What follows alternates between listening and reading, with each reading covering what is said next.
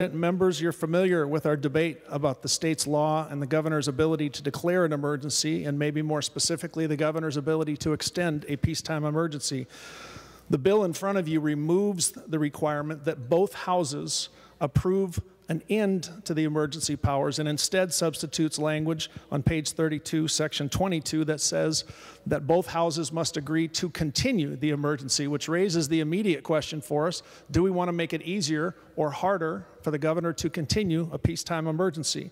I'm asking for you to consider this amendment as a suggestion that no, we should not make it harder. Emergency means emergency. I don't hear the people of Minnesota saying in an emergency they want one chamber to be able to block the governor's emergency powers. We could talk all day about those emergency powers, but they include things like getting vaccine out, testing, the ability to spontaneously make deals for facilities, the ability to get the people of Minnesota what they need and personal protective equipment. Two issues are immediately raised by the language in this bill. One, what's the potential for the two chambers to gridlock? Well, I don't need to go through the examples, members, that we have here, but we've seen some examples where we have gridlocked over things that are a lot less important than a pandemic that only happens once every 100 years. Do the people of Minnesota want us to put it in the hands of one chamber to block that, to make that gridlock a possibility? And for what leverage would that provide for one chamber or the other? What if there's no agreement? What if the peacetime emergency ends? Right now, the governor of Minnesota has significant resources at his disposal to help Minnesota respond to the pandemic. He has a Department of Health with dozens of talented health professionals helping decide where the emergency response goes, to whom, how fast, and where our resources are. He has a direct connection to the federal government. The legislator is not best suited to manage these issues.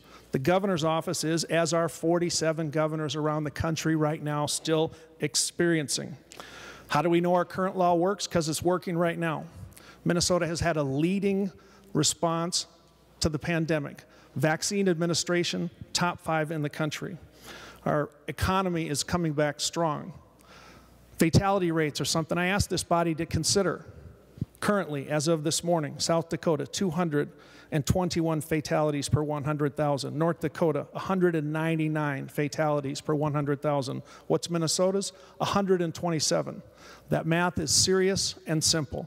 Minnesota's response to the pandemic has saved thousands of lives. Our response to the pandemic has also disrupted our economy, in particular our businesses, our schools, and our way of life. And we have all paid a price. Our businesses have had to close their doors or limit their hours. Our schools have had to restructure the way that they teach kids. Kids have had to stay home. Kids in my district who don't have internet have been told, you're going to have to study online. All of us have paid sacrifices, but because of that, Mr. President, all of us have also contributed to the lives that have been saved. Every business owner out there that's made an accommodation to these emergency orders has helped save lives. Every school district that said, we'll keep the kids home, we'll keep the students and staff and teachers safe, they have helped save lives. Our collective response here is something all Minnesotans deserve credit for. And while we can debate where the line is drawn, this governor was on the spot, drew the line, and saved those lives. You know what we should do, Mr. President, is we should sit down and negotiate out a reasonable end to the emergency powers that addresses each executive order. I appreciate very much the work that's been done so far on the eviction moratorium, and I think we can do more. Those senators that are willing to step forward and say, I'll be a part of the solution, will find their voices heard. But I have to admit, this chamber has had this vote before. I think we can guess how it's going to come out. And with that, Mr. President, I would withdraw the A35 amendment.